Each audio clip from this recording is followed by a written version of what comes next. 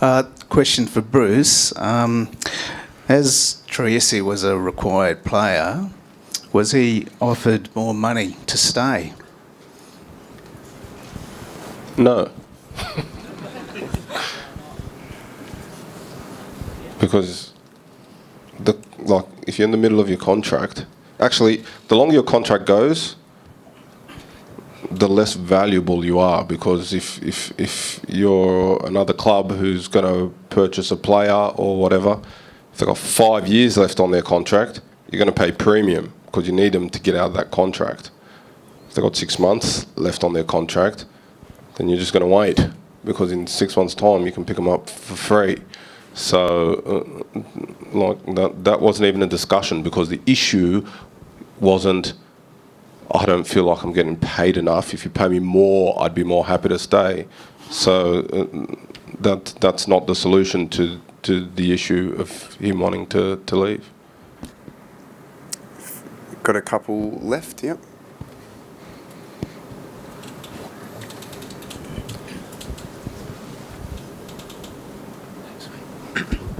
I'm not sure if this is best served for Nathan or Bruce, but when it comes to making big signings, and I think Javi Lopez was a very big signing, and you guys should be applauded for that.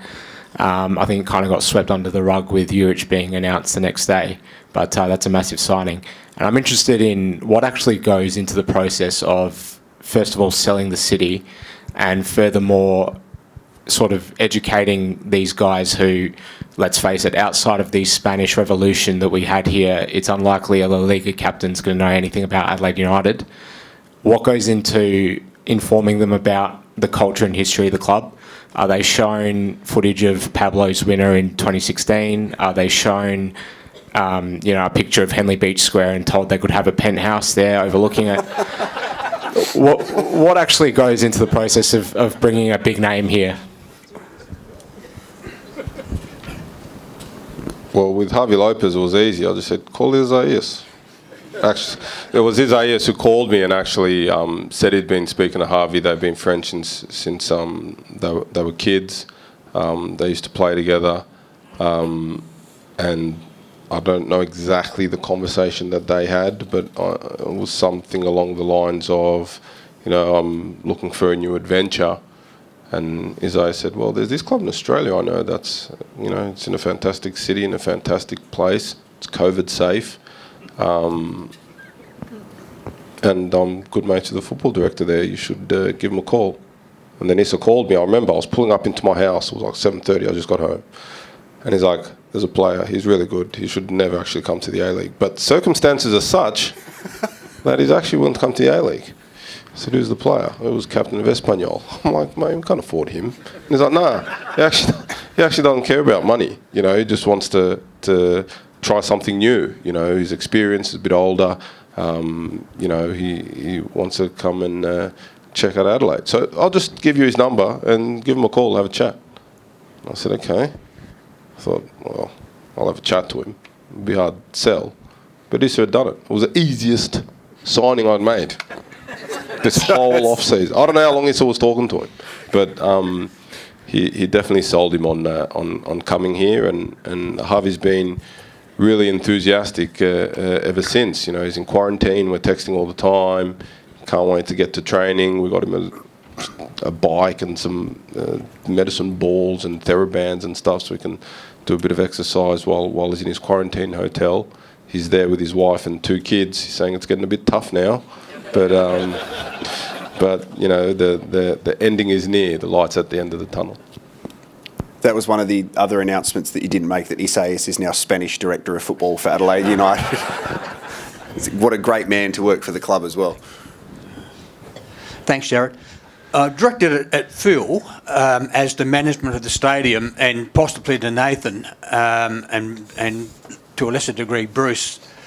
The game atmosphere at Hindmarsh is unique. Over the years, the FFA and the clubs have been sold on safe smoke. How there is an opportunity. They're used in the American Major League Soccer. It's not illegal. It's not flares. It is a safe smoke option that creates atmosphere for our clubs. With the possibility of broadcast changing, the broadcaster changing, if we can create an atmosphere unique to Hindmarsh and unique for TV, that 12,500 that we're allowed to have come January, we're going to be selling out every week. I don't know whether it is the club's responsibility through the FFA or the entertainment management who owns the stadium to allow it to happen. I don't know if you've got any spare flares sit in your office so we can borrow, but so I used to be against safe smoke. I thought when flares were a big issue for the league or publicly, you had active groups standing down because of they were treated. We had a few issues, not a lot here, but mainly Wanderers supporters, ironically, that would let off the odd flare. I can't recall the last one. It's been a couple of years since we've had them. I think that kind of public fear of active support and flares in particular has weighed. And what sold me on safe smoke was the FA Cup final last year. That's the first time I think we'd had it at a game at Coopers. I'm like, this is actually quite good. Now, I don't think it's going to sell out a stadium, but it's one of those 1%ers that can add to the atmosphere of a venue. Particularly with sort of young kids and they're going a big bash and at Adelaide Oval where there's LED everywhere you look and stadium speakers that ring through your bones. Those sorts of things I think are now somewhat of an expectation for the sort of modern fan experience. So the short answer is we haven't looked at it specifically. I think we might have asked the question last year just and sort of inquired, and you've got to go through a bunch of licensing regulations to do it. I don't know if there's more to it than that, but they're the sorts of things that I'd like to see at the stadium in terms of investigate. It may not be as life-changing as we think, but it could add to the atmosphere. We've got about 10 more minutes, ladies and gentlemen, so if you do think of anything, we'll come to you in next, sir. I just have a question that's probably best directed to the chairman, but maybe Nathan might have some insight into the answer. But I've been following the club for a long time, and I know it's been in existence for 17 years, but there doesn't seem to be any plan, and correct me if I'm wrong here, to build the asset base of the club off the field to perhaps have additional revenue streams, maybe club rooms. I understand the stadium situation is constantly changing. There's always news in the media about potential new stadiums. Now we've got the upgrade to Hindmarsh. I look at SANFL clubs, for example, that have got the Redlegs clubs, for example, and other venues where they can where people and the fans in general can go to and spend money, and the club can use that as a revenue stream. Do we have any sort of plans like that? Is the club looking to address that at some stage? Not no is the short answer. I think there's a few parts to that. I think the stadium in its current format does not create a precinct environment where people want to either go beforehand or stay after around a match day. To be perfectly honest, I'm not a massive supporter of club venues. I think it's very easy to become addicted to gaming revenues. I wouldn't want Adelaide United, for the reasons we just spoke about in relation to our values, to be beholden to revenues from pokie machines. Not necessarily that they obviously are a must-have with a licensed venue, but generally they're associated in an SANFL sense, as an example. In terms of other infrastructure, that's sort of a separate question. What we haven't, and I was speaking to someone earlier about what we are planning on in terms of redevelopment or further investment with government support is our training base out at Playford.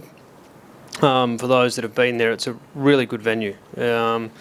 There's been discussion. It's too far away. I mean, we'd all like to be, training in the CBD. The reality is that that's not going to happen. With the north-south connector, I think the trip to Playford has become much more palatable for everyone, and it's a 4.5 pitch venue with all pitches like a bowling green, that has real potential to become a home for a true home of football. Our women's team are training at the uni grounds at the moment. Our youth team is trained at the parks. We've just moved to Playford.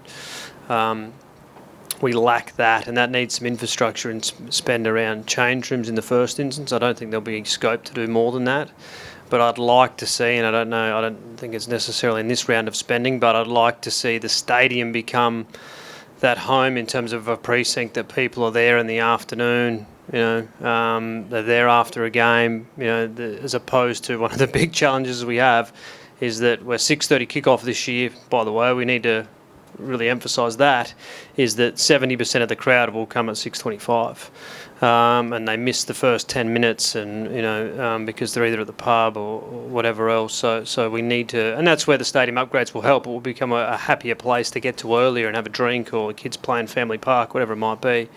We need to create an environment where we're not asking people to come early. They've actually got a reason to come early. So it's sort of a long-winded, sideways response, but that's my thoughts on it.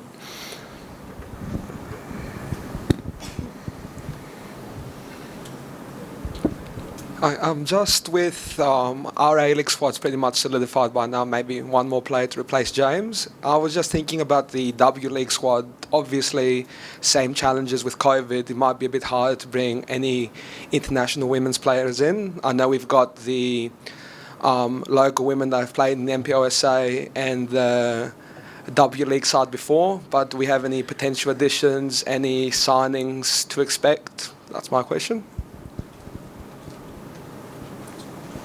I think as a club, in years gone by, we've been very slow in terms of getting our signings out to the media, whereas I think this year we're probably at the forefront within the W League environment, and in terms of the way we've announced our signings.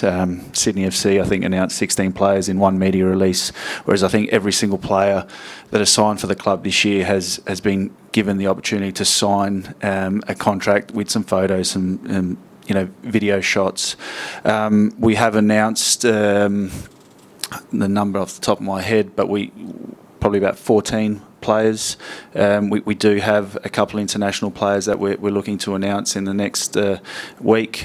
We signed another local player today that's going to be announced over the coming days. So we're looking to fill that quota of international players. Some of those might be already within the country. So I think from that point of view, we've certainly pushed the boundaries because, like you mentioned, the COVID situation has made it a lot more challenging this year to bring players from overseas. Some clubs have chose not to. We believe that with a young playing group, we don't have a lot of experienced local players, that bringing in experienced players from overseas will help the development of our local players here also. Got about time for two more questions, ladies and gentlemen, if we do have some. Hindmarsh Stadium. 1 year ago, when we were at the Members Forum last year, we were speaking about it sort of coming to the end of its lifespan. Where do the current sort of upgrades, where does Hindmarsh look in the long term now? Because we were, a new stadium was potentially on the agenda, and now in the short term it's not. What do these sort of upgrades mean for the lifespan of Hindmarsh Stadium? And also, were an increase in capacity, was it ever sort of discussed? So lifespan, I think it probably gives us another 15 years there. That's just my personal opinion. The new stadium in the city is effectively off the cards. I don't think that's, in fairness to the government, I think they've done a really good job with finding the money to do the upgrades. It's a pretty difficult time to be a government at the moment, let's be honest, in terms of what the last 8-9 months has happened and represented within the state and just the country itself. So, they should be applauded for that. what side of politics you sit on. Regardless, I think they've done a great job. I think that for me, it's pretty exciting. I think just to get the money and put it into there again. It's driven around the experience too. So to the point before, I think that where we are in terms of capacity, you don't need a bigger stadium. Like the reality is, at 16,400 seats, that's the sweet spot for football at the moment for Adelaide United. If we can get that figure week in, week out, he and I will be ecstatic. And the experience that you're looking for, you're talking about, again, tell 2, 3, 4, 5 people to come along. That's where you're going to get the experience from. I've worked at some big stadiums. I used to work at Suncorp Stadium in Brisbane. I worked at Marvel Stadium in Melbourne. I've worked at some really big venues. I can hand on heart, and I've said this to FIFA, and I was pretty impassioned when I spoke to FIFA about, I truly believe that the atmosphere at Coopers, Hindmarsh, whatever you want to call it, I believe it to be the best in the league. I think I said to you last year, I think Bankwest is the best stadium for what it is, but I think the atmosphere in there at a full capacity is incredible. And if they bring games here for the Women's World Cup, I've guaranteed them that I believe it will be the best experience that people have when they come to South Australia. They'll talk about it when they travel nationally. They'll say, Jesus, how good was Hindmarsh Stadium? So I think that some of that responsibility, these guys can do whatever, and Carl can get a team winning, and Bruce can recruit players, and Nathan can change the game day experience. But it's as much back on you guys, I think, as members, to help encourage other people to come, because you need that stadium full. There's no other stadium in the country that has a standing capacity like you do. You know, you can't stand in those terraces and cheer. And to be honest, I enjoy standing and listening to some of the songs and the chants. And I have a pretty, bit of a laugh and a smile, and I think it's a great experience in there. So again, some of that has to be back on yourselves to help us fill that place. Marius, there's a lady over there who has had her hand up for a little while. Thank you. It's just a quick request. When you upgrade the stadium, could you change the clock so it actually goes into extra time rather than finishing at 45 minutes or 90 minutes? Because those few minutes last forever. I don't think you're allowed to. You are. Let's take that on notice, and we'll ask the question. But I like that you don't know. You're yelling at the referee, all that. I think that's something that's unique to our game. That you don't have a countdown. It's not. Doesn't happen in the Premier League. Okay. We'll have a look at it. Thank you. Just on the stadium capacity stuff, just my views, which we spoke about a lot. So we've been speaking about a stadium for probably at least 18 months, be it a new stadium or the existing. I wouldn't say it was probably my number one request for Coopers is that you don't redevelop the soul out of it. It doesn't need, in my opinion, more than 16.5. The precinct cannot support more than 16.5 people. One, in terms of building it. Two, in terms of access and parking and all that. Everything that goes with getting to a game. So I think that my strong request when looking at it was that the capacity doesn't change, because there were models that have a capacity going up, and with the new roof going on, it doesn't actually increase the capacity. But what Phil speaks about in terms of the viewing and fan experience being the best in the league, part of that is because it's actually not FIFA compliant. The fences are too close to the pitch. If you start to remove some of that and make it more sterile in terms of like many other venues, I think it loses what makes it special. So there's a lot of things that it's got a lot of shortcomings, but we're sort of conscious that this is an upgrade that protects the integrity and history of the place, so it still is as good to go to on match day. We've got time for one more, so Marius, you can...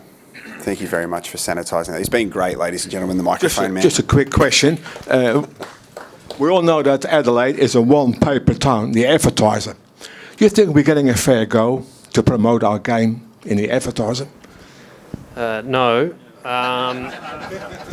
So there's no dedicated or even really part-time football journalist employed by the advertiser anymore.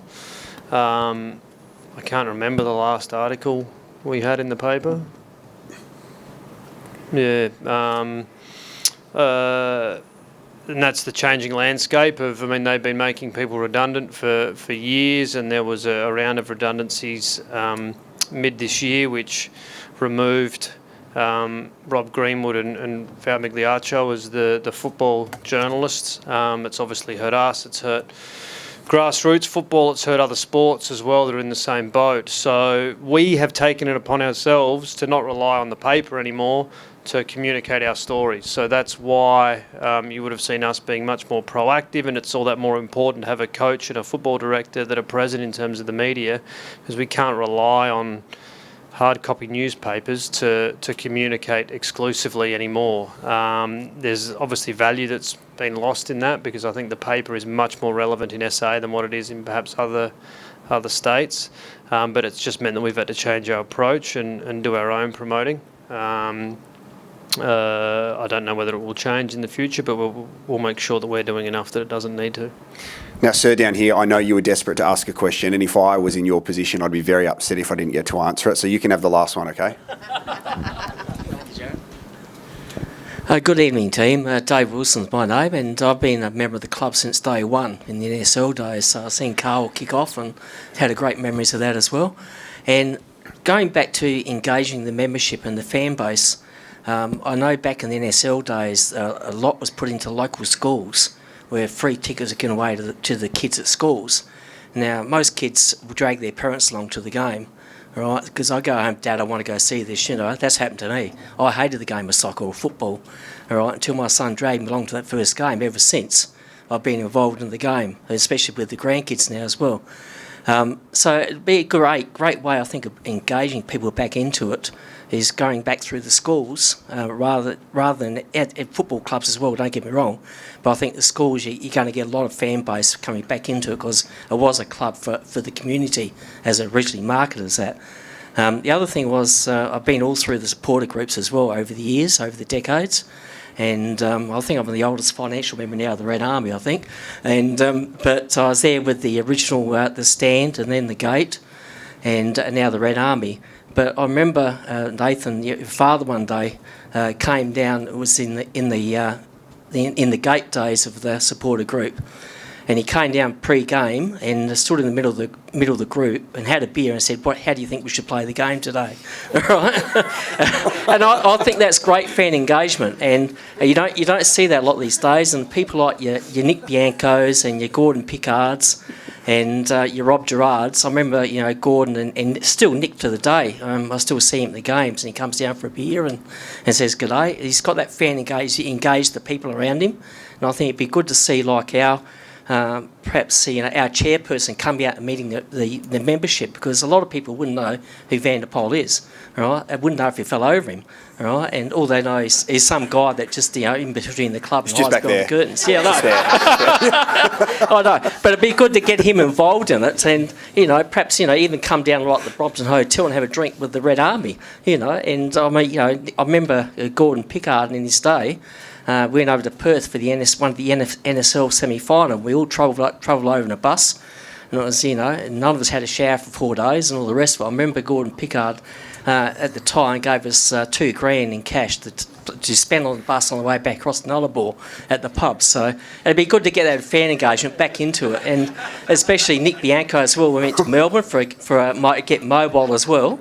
I remember he came to the pub that we were drinking at and put $2,000 on the bar. Now, it engages the fan, it engages the membership. Sir, is there a question? So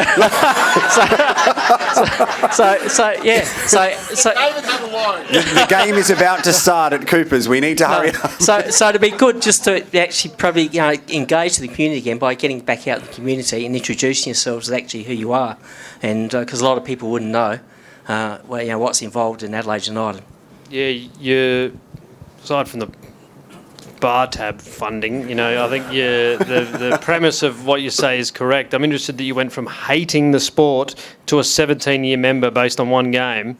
We can maybe involve you in some of our marketing activities, but I think what you probably speak to is more of a symptom of what we spoke about earlier with our football program, is that it became a little bit, elitist isn't the right word, but sport has become too professional, I think, in terms of its sterile and Carl can't go over and have and I'm not sort of advocating for him to have a beer, but, coach on match day, we can't do media with players on match day because it'll ruin their focus and all this sort of stuff. And we need to, and there's elements of truth with certain aspects of that, but we need to get back to where we were. This was a community club. It was born from the South Australian Soccer Federation and all the local clubs coming together, saying we effectively need a state representation when we know West Adelaide first and then Adelaide City went under. And that whole presentation at the start was kind of basically saying we've lost that a little bit. And it can be as simple as what you suggest. And, Bruce went down there on the grand final replay at the Brompton.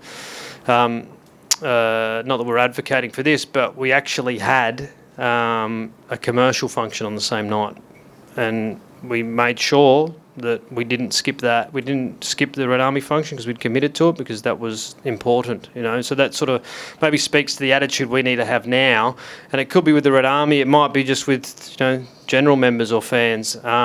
We need to be more accessible and approachable. And I'm not sort of again advocating you come in the office, but when people send emails and they're constructive and they have real questions, we'll try to answer them. And if they're directed at me or Bruce, we generally respond. So we're not going to. Carl's not going to be there at half time, in the active bay, but pretty good though. Yeah, he was. It probably speaks to a lot of the discussions we've had today about needing to be more engaged with our supporter base. That's the reason we're doing tonight as well, ladies and gentlemen. Can you please put your hands together for Phil, Nathan, Bruce, Carl, and Ivan? It's as I said at the start. Who would have thought that the season starts in about 2 weeks' time at Cooper Stadium on the 3rd of January? We're very excited, but there's a lot to happen beforehand, and we can't stress enough that Saturday at 9 o'clock at Cooper's is the coming together of the A-League and W-League sides. They're going to be training together. You'll have an opportunity to hear more from the players and the staff. We are going to be COVID safe as well, so we appreciate your understanding with that. But I think Nathan was outstanding at the start, saying that obviously the vision of the club on the field and off the field, more importantly, is really important as we go on this journey together. So thank you. This is what we spoke about earlier today, that the round one, or our first home game especially, is a thank you to everybody for sticking with us, being members, supporters through a challenging year which has affected everybody individually in so many different ways, but the fact you're still here supporting the Adelaide United Football Club is so important. Thank you for your time tonight. We will give you access to this a little bit later on. We'll have to see if we need to edit anything out. Maybe your question, sir, because it went for half an hour, but it was brilliant. Thank you so much, ladies and gentlemen, and go the Reds.